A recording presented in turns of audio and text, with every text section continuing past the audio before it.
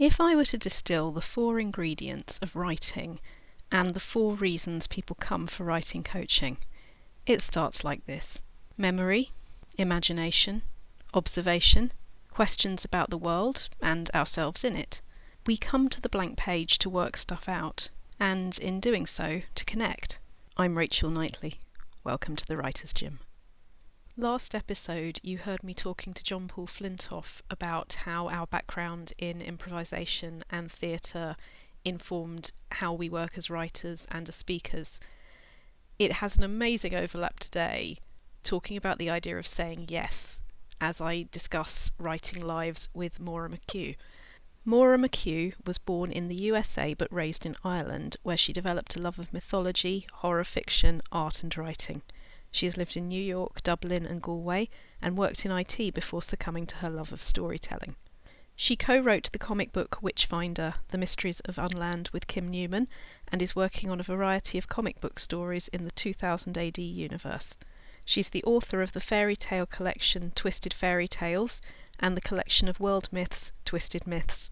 Her collections of original short stories, The Boughs Withered, is published by NewCon Press and was nominated for a British Fantasy Award for Best Collection. Her non-fiction exploration of Twin Peaks, Fire Walk with Me, was nominated for a British Fantasy Award for Best Non-Fiction. She's also a published poet, a produced playwright and a screenwriter, and often appears on Irish radio discussing pop culture. She loves exploring the woods. The darker, the wilder, the better. Saying yes is a very important piece of advice to actors, because you take the idea that's in front of you and you add, you say yes and. Today is all about writing careers, and Maura's advice is exactly that: saying yes.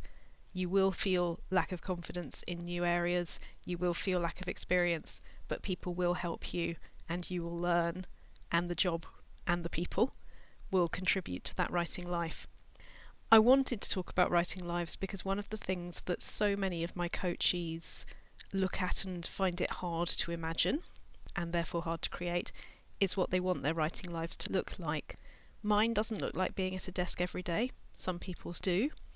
And I hope today helps you work out what you want yours to look like. If at any time you can hear the mowing, please do let me know. No, it's fine. It's fine. It's really good. They've got a lot closer to the building now, and they just would, wouldn't they? But this is the summer, though. It's yeah. I mean, I live in the countryside, so like randomly out of nowhere, there could be a truck. There could be people with chainsaws buzzing down hedges. Stuff like that happens all the time around here. So I never know. I mean, technically, it's a very quiet environment until it isn't. Until there's a chainsaw. Yeah, and during the summer, as you said, mowing all the goddamn time. Yeah, I don't know. People are obsessed with their bloody lawns. Waste time and bad for the environment. Yeah, and the resistance against nature generally. I am quite enjoying the idea that it's quiet except for the chainsaws. I feel like we're massively on genre there. Quiet place to live. We had a wonderful series of messages about what it is and means and looks like to be a full-time writer. I might just fill you in with how I came to be thinking about this quite so much now. As you know, loads of writing coachees, and some of them are published and some of them are unpublished. And what absolutely everyone has in common, aside from the feeling that somebody else has got all the right answers and is doing it better because, human, the idea of what writing full-time looks like is a big thing. It's not new to most people, the idea that fame does not equal money, or that visibility does not equal financial stability. Obviously, with coaches, I want to be aware of what my blind spots are so I don't push them onto other people. And definitely one for me is I like the fact that my particular jigsaw of being a freelancer started the way it did, so it's not all writing and it's not all on my own. That even before I was doing writing coaching, a lot of it was one-to-one confidence coaching through theatre, through public speaking. And that wasn't very severe quote marks, wasn't writing. Now, the truth of it is that, yes, it of course was, because public speaking and how you express yourself and how you get the obstacles out of the way of expressing yourself, all of those are so very deeply linked. But at the same time, there is a difference in that there are writers out there who would hear about what I do and go, ugh, that's not writing. Writing is me in my own world in my pajamas. Nobody gets to see it or be in here. So the writing lives can look very different. And I guess that's a roundabout way of saying that there's a massive spectrum, isn't there, of what full-time writer can mean to people? Yeah, there is. I mean, some people, if they're working part-time as a writer, part-time could be like 40 hours to them, you know, which is veering into full-time work. But all of us have multiple lives. I mean, it's very interesting what you're talking about, the demarcations. Often they're very artificial, that we have created in our mind about what is writing and non-writing. For instance, a great deal of what writers have to deal with is admin. You know, this is something that's never talked about, which is, you know, people want to interview you. No offense, this is fine. But actually written interviews, podcasting, actually, I love doing, because you sit down, you talk, it's a conversation, it's beautiful. I love chatting to people. But there's a lot of interviewing you might do via text, you know, there's emails, there's arrangements, there's chasing money, there's looking at contracts. There's actually a kind of irritating amount of admin that must be completed every day, responding to emails, not responding to emails, thinking about responding to emails, putting off responding to emails. This takes up a huge amount of mental space. And in some ways, there seems to be so many obstacles some days to actually writing physical typing now, I'm talking about. Or in some cases, they might be using voice to text now, you know, the way things are going. I was thinking about this a lot recently because we're both on Substack. And, you know, what do you perceive as your real writing, as opposed to, say, communicating with the public by a podcast or performance or coaching, versus writing, which is then fiction? What's nonfiction? I do think this is probably detrimental to the writer long term, because you've this very narrow bit of writing that you have labeled writing, and you've all this other stuff around it labeled non-writing, and then you're flagellating yourself for not getting to the proper writing. And you do need to sort of prioritize that as best you can. But I think that sense of, you know, oh, this isn't the real stuff, it really means that you've given yourself something to be annoyed with about yourself, and you're fighting yourself as well. And the crazy thing about writing is so much of it is internal, and your mental well-being is really important as a result. And if you make these, you know, whipping boys in your mind, then you're in trouble long term. You know, you have to figure out some way to be, and which is something that I've been working on very consistently over the last couple of years, is being kind to yourself and compassionate to yourself, and understanding you're doing your best, and while also trying to keep yourself focused. I wanted to grab a couple of those things, and I could spend hours on so much of what you've said there. But in order to have a bit of a timeline, did you always know you were a writer? Did you always know you wanted that to be the job? Yeah, so I always wanted to do some writing, but I was not one of these people who, you know, you hear and they're like, yeah, I was writing from the age of 6. Now, I was actually doing writing of that nature, but never ever with any intention except to entertain myself, you know, and I wasn't doing it anyway consistently. And it wasn't really until my 20s that I started harboring, my early 20s, I started writing stuff, creating things in my own little universes. But again, had labeled it as not writing, you know, as in it wasn't published, therefore it's not writing. So it took me quite a while, like many arts graduates, because I did a master's in Irish supernatural fiction. And then I went into the real world and got a career and did some more academic work, and then ended up in IT, which is the career of choice for arts graduates. And so I actually didn't really start really putting the pedal down consistently until I was in my early 30s. And then I went, probably the big moment for me is I went to Clarion West in America, which is a residential workshop. It's like a hothouse. I mean, if it was a reality show, it would be crazy to have the cameras everywhere, but you have to write a short story every week. You have to criticize everyone else's work, and there's like 18 of you living in one house, you know. So it's very intense.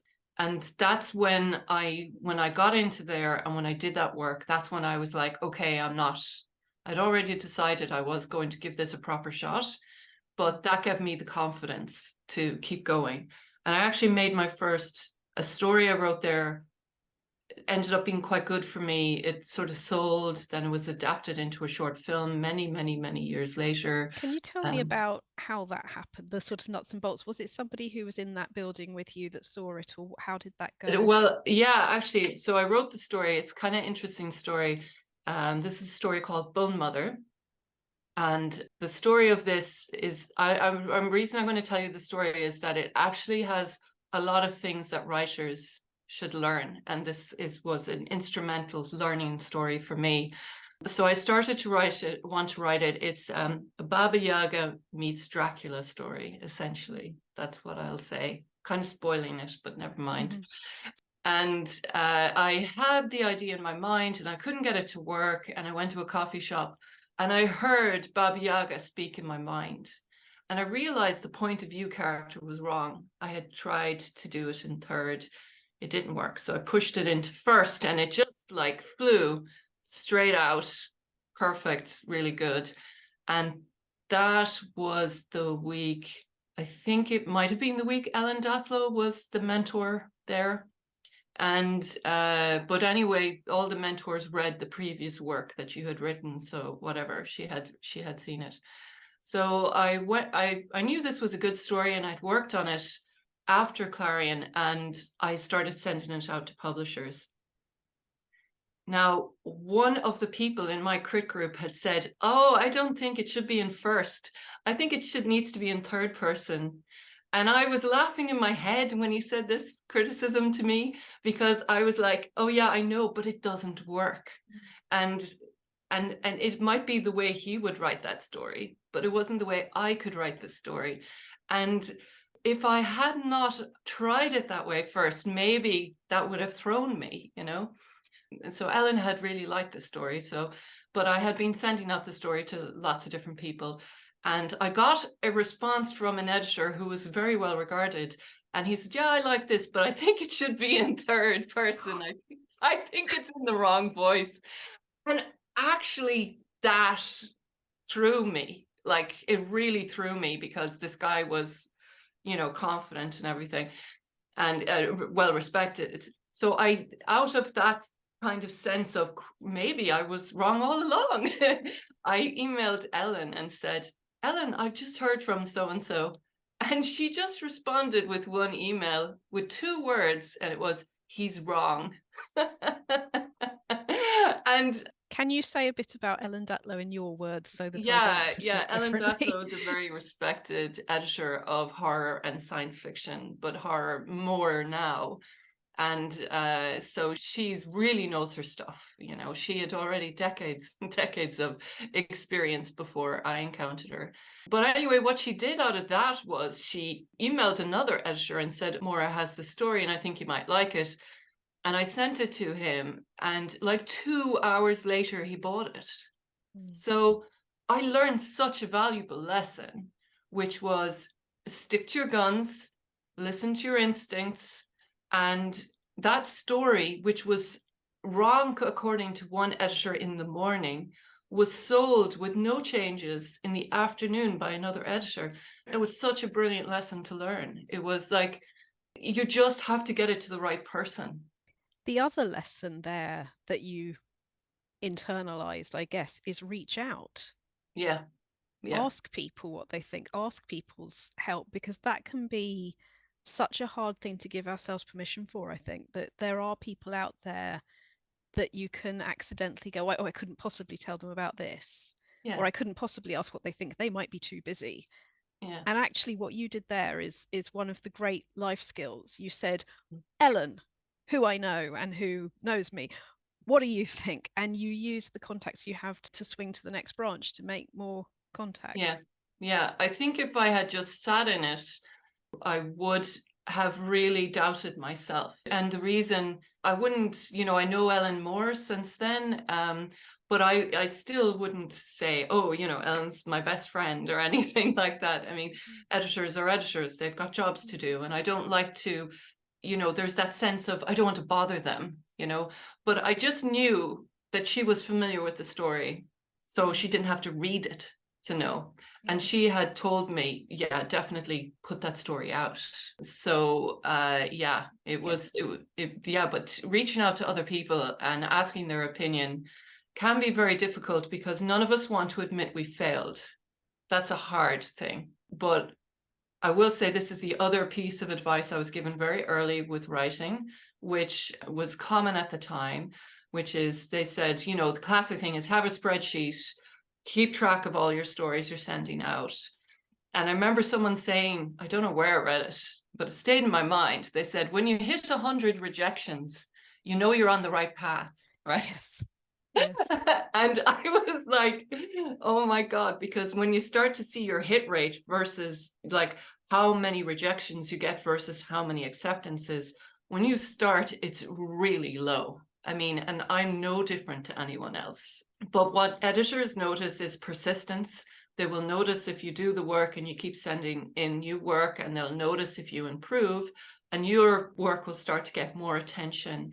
So I think there's a great deal to be said for rejection because you have to learn it. You have to learn it. And you also have to figure out it's not personal. It is not personal, because I've been on the other end of it. I've been where I've had to judge work, where I've had to select work, and it is not personal. It is just to do with the work. And someone could send in a piece, like say I have a great piece actually that I know is good, and it goes into the editor, and the editor says, I'm sorry, it's not for us. What you don't know is they could have had a story with that theme 2 months ago, and they don't want another story with that theme. And that could be all it is. There's nothing wrong with your work. Wonderful. From that acceptance, how did you move forward? How did you make your writer life jigsaw from there?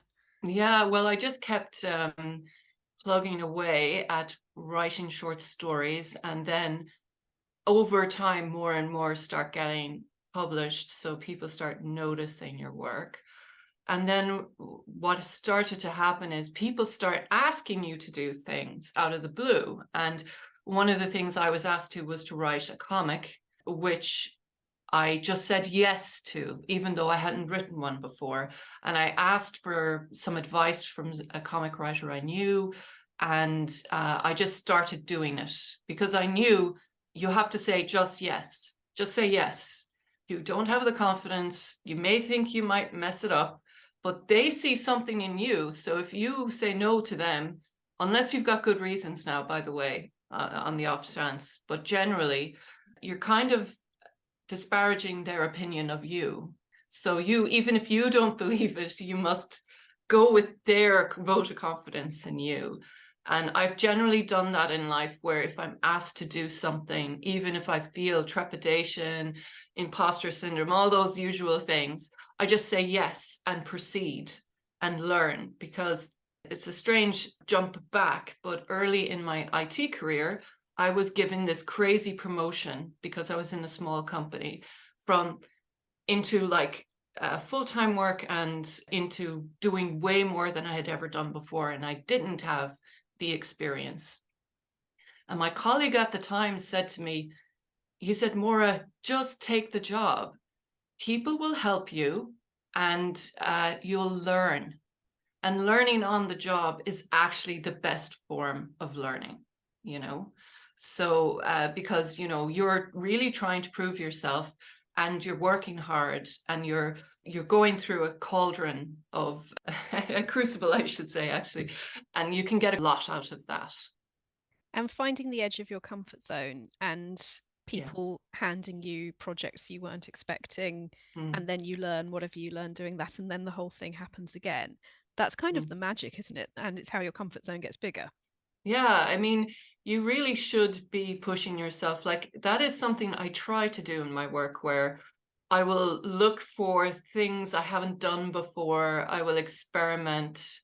I will decide, well, I don't write in that point of view very often, and I will try to push myself. Now, sometimes that backfires, and it's a lot of work and it's hard. And Yeah. you'll be going, why did I challenge myself? But in a But way, that's an important part of it, isn't it? That yeah, too is part of expanding your comfort zone, that not yeah, everything you do is going to be the one. yeah, yeah. There will be And things you go, do you know what, that's just not me. yeah. Oh, no, indeed. Yeah. I mean, and then there's all the failed stories you've written or started, and they just don't go anywhere and they fizzle out. Or then there's the ones that, this happened to me, where I had a story, I was asked for a story, and I started writing it, and I hit this dreadful, it was like the story went off the rails from where I was mentally planning it to go. And I couldn't get it back on the rails. And it was really, really frustrating me. And I missed the deadline for submission for the story. And, you know, what can you do? They don't just ask you, they've asked loads of people. So this person wasn't stuck, you know, if you know what I mean. I had to sit with it. And then, like 2 months later, I was able to grab it by the scruff of the neck and bring it back onto the rails and finish the story. And it ended up being, actually, I think I put that in as an original story in my collection, but it was actually subsequently picked up by other, because you often get reprints of your story out of a journal or out of a collection. And or you get selected for the best new horror or one of those collections. You know, your work gets translated, which is all have very happily happened to me. So yeah. You mentioned horror examples Mm, there, but there's also science fiction going on. There's also other things going mm, on. mm, What does mm. writing life look like now, and how did you select, or how did life select the main Yeah, pieces? I will say that I've always had an obsession or a love of horror. I mean, literally from childhood. I've said this story many times, but I was a young kid with a group of cousins, and we were allowed to watch a late night horror film, but it was black and white, so I think they thought it wasn't scary, you know. Mm. But if you're like 4 or 5 and it's just the right thing at the right time, and it scared me and or troubled me anyway, and I was like, oh, I want more of that. What was And the that's feeling then? What was the I want more of? What did you want? what I wanted more of, was that sense of the weird, the strange, because actually this is just my personal interaction with life, is life is very strange and weird. And so I like stories that have that element to them, even if it's not very strong, because that to me is more like life than what we would call mimetic fiction. I find it often quite flat and boring, you know. I'm like, well, where's all this other weird stuff? Personally, I think that's why shows like, say, Buffy or The Vampire Diaries and Supernatural are really popular, because they will have elements of soap opera and human dynamics and all of that, but then you've got vampires. Yeah, So yeah, it's like, I just want vampires in my soap opera. yeah, which is reasonable. and Yeah. and actually very proactive in a way, that you realize what you want, Yeah. and it does seem, talking to you, that you've got a good instinct for, I've worked out what I want, I now need to make that happen. Yeah. And so this realization occurred to me a few years after Stone Mother, I think, where I just went, oh, hang on, even when I'm writing science fiction or I'm writing straight fiction or comedy, there's this element of horror in it, and you know, you are an expert, you know, this horror is a wide spectrum. It's not just like, I think every time you say horror to people, they imagine Texas Chainsaw Massacre. That's what they think horror is. Until the year I was published in it, I thought I didn't like it because I thought it was all people's limbs falling off and boring. Exactly. And in fact, jump back to the Buffy supernatural analogy, I can't tell you, Rachel, how many people have said to me, "Oh, I don't like horror," and then they'll go on and on about Buffy, about all the horror they love. Yeah, and I'm like, you know, that's horror, right? Yeah. And they go, "Oh no, it's the," you know. It's like, again, we're about artificial labeling in our mind. And actually, it does remind me of something that we've used the words proper and real about a bunch of things as we've been talking. And there is that kind of connotation of, it's not real horror if it's ghost stories, if it's gothic, if it's Buffy, you know, if it's not people's limbs falling off, it's not real horror, proper horror. And we are talking about a spectrum. It does remind me of conversations that I have with most writers about the fact that it can be very hard to go, yes, I am a real anything, I am a real writer, that we have some idea, I think, that reality will be what we feel and then behave, and it's actually the other way around, that if you turn up to the writing, if you contact this person, if you apply for this, if you do that, if you do this, if you do that, you're walking the walk, and your brain kind of catches up after a while. Our relationship with what reality versus perception actually is so interesting, whether we're talking about what we think we are as fans or what we actually think we are as career people. You know, you are a real writer. You might also be a real, I mean, we know people who are nurses during the day. We know people who are, I was talking about, I'm a coach, I'm a speech and drama teacher, I've been a director, you know, they're all real. Yeah.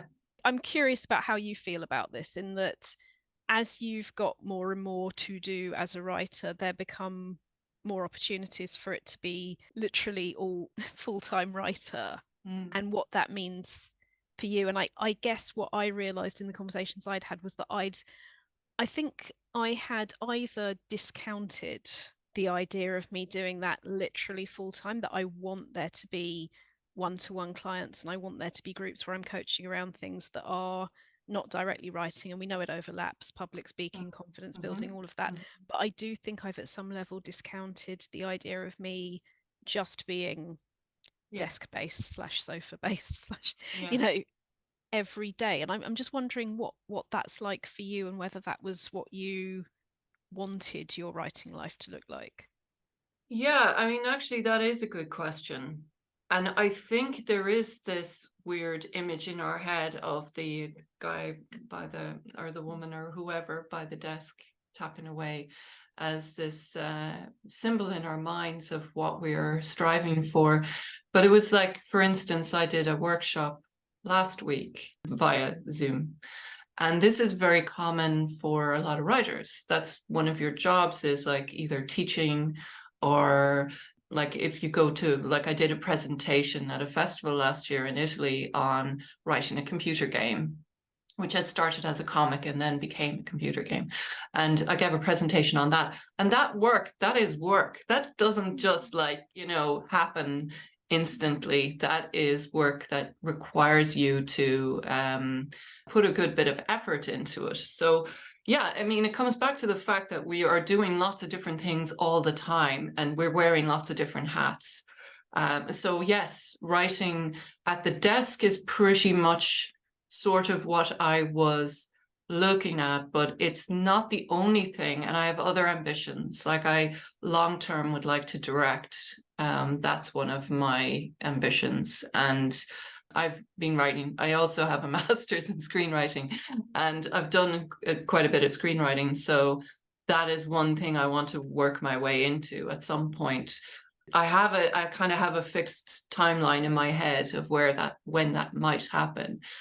But yes, so I personally think that writers today have to be very flexible and should not be fixated on these kinds of goals. If anything, what the world is showing us at the moment is the need to be adaptable. I mean, that is the number one thing. You have to be willing to try new things, work in different media. And that's another thing I've done a lot of, which is working in different media. I just like it.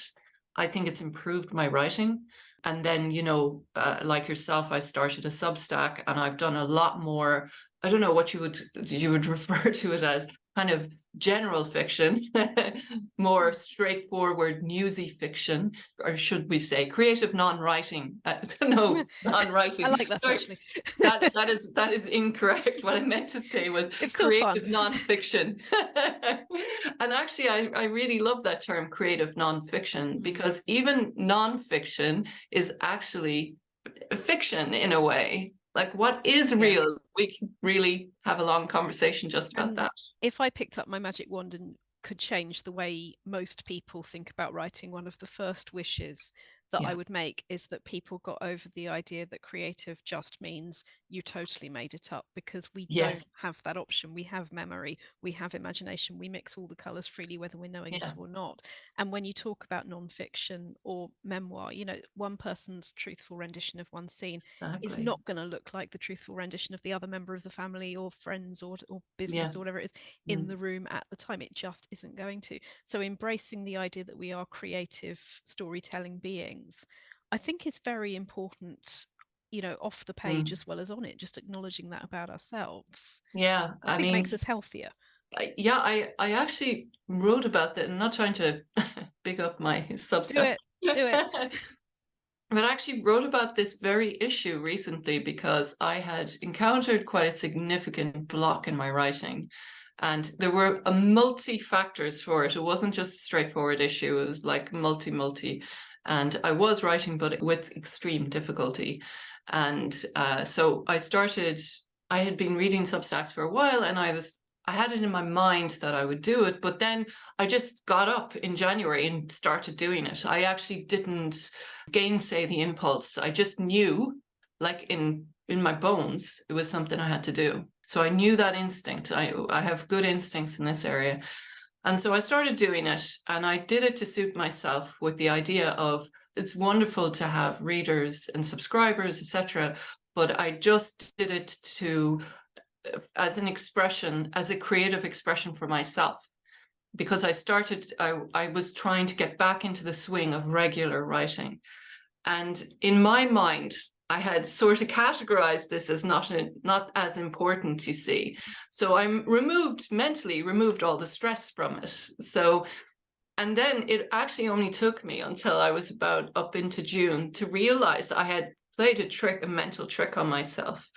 By removing the stress from this type of writing, I started to remove the stress from writing at all, because I was having the classic problem of the desk had become the problem in my mind.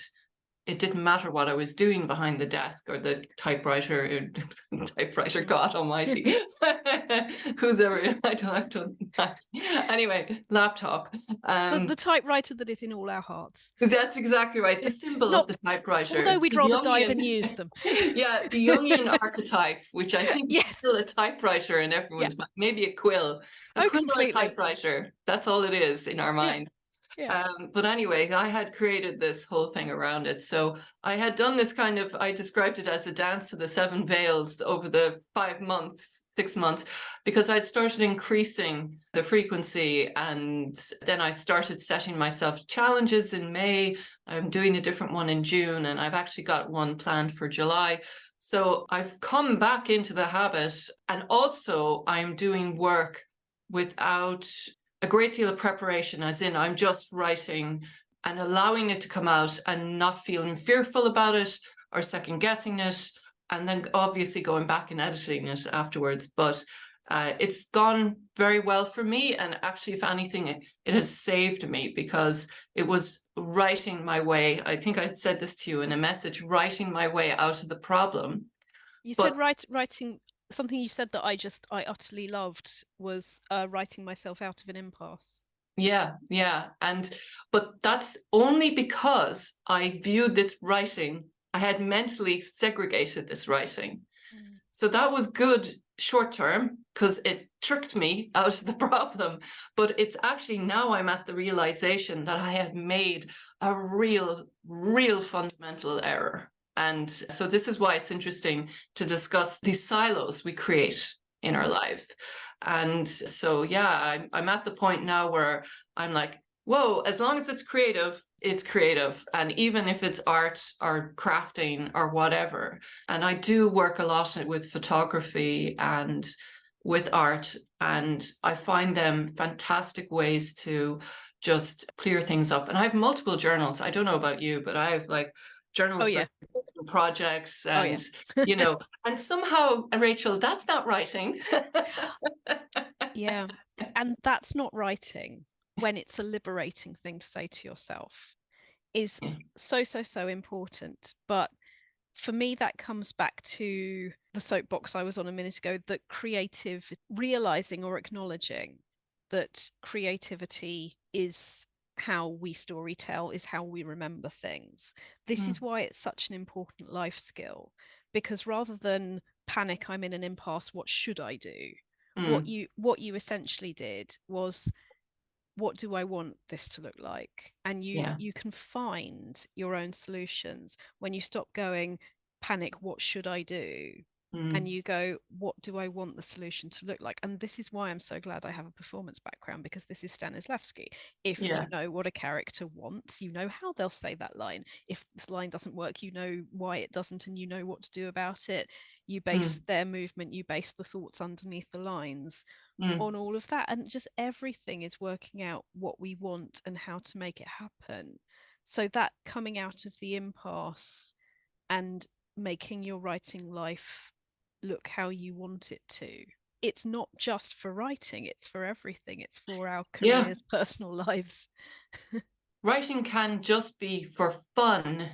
Like, I mean, I know people who never want to make a career out of it. It's a hobby. It's something they do, and they don't show it to anyone. And that's perfectly valid. We don't have to, show our work. And of course, we want an audience in some ways, but essentially, if it's a creative expression, if it's something you must do, which is what it is for me, then, you need to get it out, but not being blocked off by, oh, I haven't sold this story, or nobody's reading it, nobody's commenting on it, nobody's liking it. You have to actually just totally ignore all that stuff. That's not the point of the point is the work.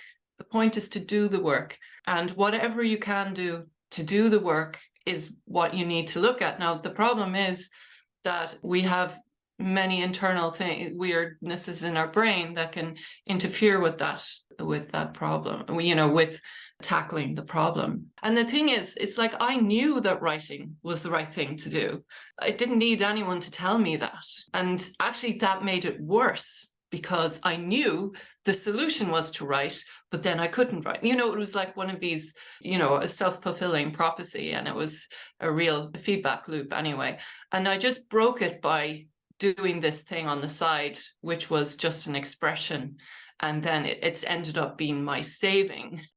And that actually reminds me enormously of something else that you said when we were text noting each other, about how one of the things that you had found as one of your own blocks was saying to yourself, I'm not good at marketing. And I've done that with poetry. I've done that with, I don't write poetry. And then I had a combination of things happen, one of which was Daisy Jones and the Six, and I was really enjoying watching that. And some of the songwriting tips that just sneak in throughout that, I hadn't done it consciously at all, but they'd obviously been piling up in my head. And okay.